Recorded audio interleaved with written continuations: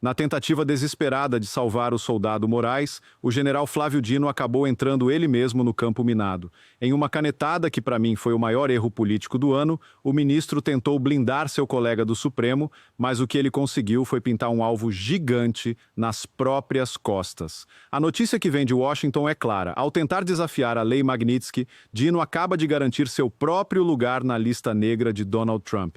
Parece que o tiro saiu pela culatra. Antes de começar, sejam todos muito bem-vindos. Eu sou Jonas Augusto e esse é o Orgulho Soberano. Se você é novo por aqui, te faço um convite, se inscreva no canal para receber novos conteúdos e se você já é de casa, já clica no like para ajudar o canal. A opção de Seja Membro foi liberada, agora você pode apoiar diretamente o nosso trabalho, se tornando um membro do canal a partir de R$ 7,99 por mês. Se fizer sentido para você e acha que o nosso trabalho faz a diferença, basta clicar no botão assinar aqui embaixo do vídeo para nos apoiar. Vamos direto ao ponto, porque a jogada do ministro Flávio Dino foi tão ousada quanto, na minha opinião, perigosa para o futuro do Brasil. A gente precisa entender o cenário que se formou depois que o Alexandre de Moraes foi sancionado pela Lei Magnitsky. Aquilo criou um terremoto no sistema financeiro. Os grandes bancos brasileiros, como o Bradesco, que tem agências, filiais e negócios bilionários nos Estados Unidos, entraram em alerta máximo. A declaração do CEO do Bradesco, Marcelo Noronha, foi um balde de água fria na soberba de Brasília.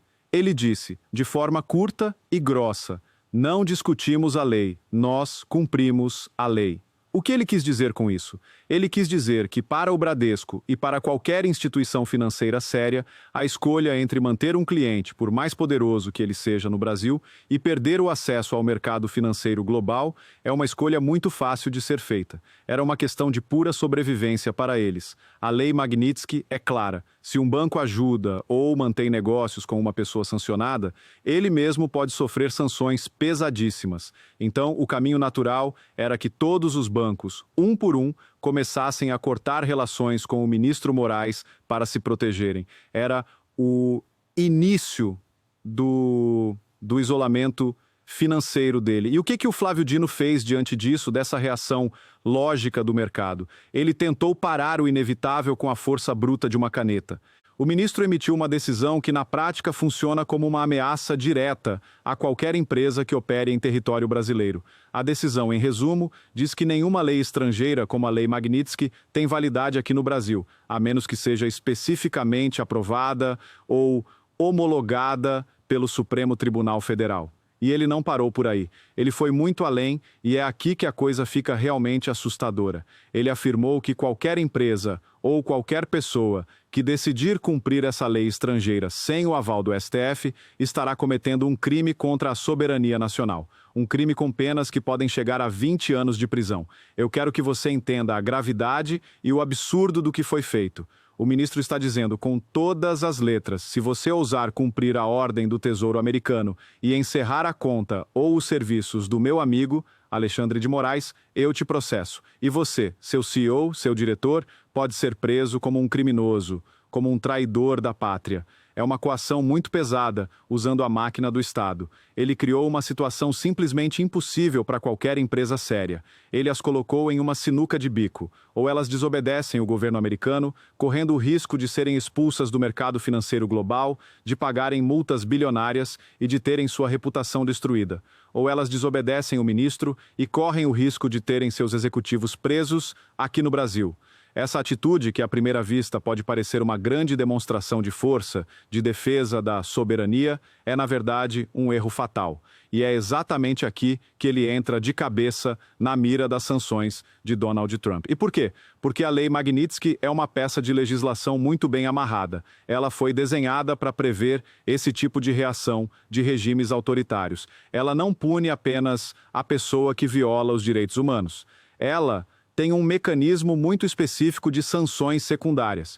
E esse mecanismo foi feito sob medida para pegar qualquer um que dê assistência ou apoio à pessoa sancionada, ou que tente ativamente burlar os efeitos da sanção. E o que o Flávio Dino fez com a sua canetada? Exatamente isso. Ele usou a máquina do Estado brasileiro, o poder imenso do Ministério da Justiça, para criar um escudo, uma blindagem forçada para proteger o Moraes.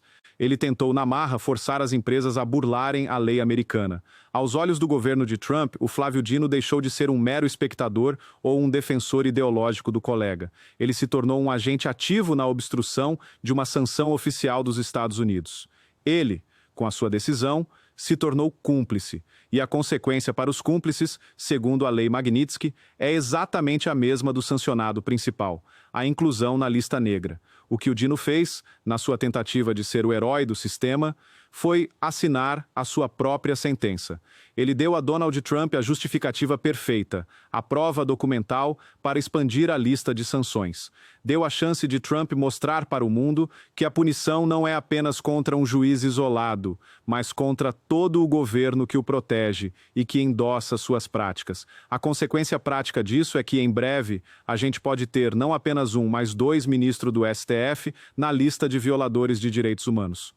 O tiro saiu pela culatra de uma forma que chega a ser poética. Em vez de salvar o Moraes, o Dino apenas se amarrou a ele na âncora que já está afundando.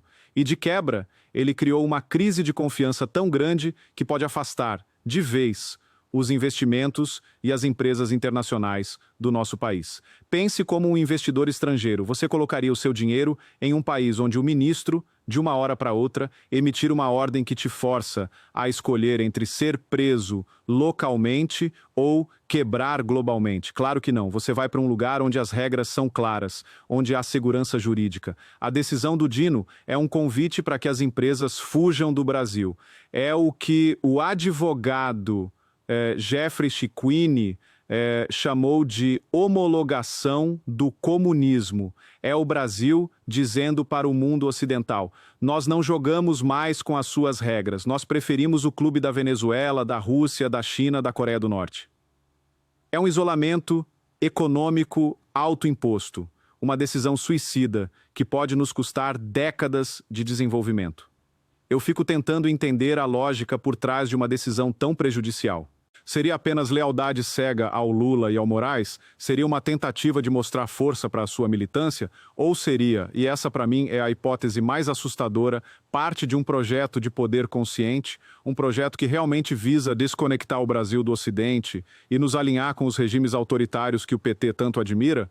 Eu não sei a resposta, mas nenhuma das opções é boa. O que fica claro é que a decisão não foi pensada no bem do Brasil. Não foi pensada no emprego do trabalhador, no futuro das nossas empresas, na nossa estabilidade econômica. Foi uma decisão ideológica, tomada para proteger um indivíduo e um projeto de poder, custe o que custar. E o custo, infelizmente, quem vai pagar somos todos nós.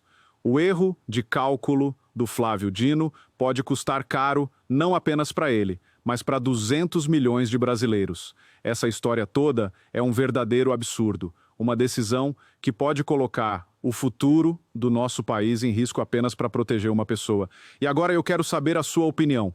Você também acha que o Flávio Dino cometeu um erro fatal com essa canetada? Você acredita que ele também será sancionado e que a economia brasileira vai pagar o preço por essa loucura? Deixe seu comentário aqui embaixo, vamos conversar sobre os caminhos que estão sendo impostos ao Brasil. Se essa análise te ajudou a entender a gravidade do que está em jogo, deixa o seu like e compartilha este vídeo.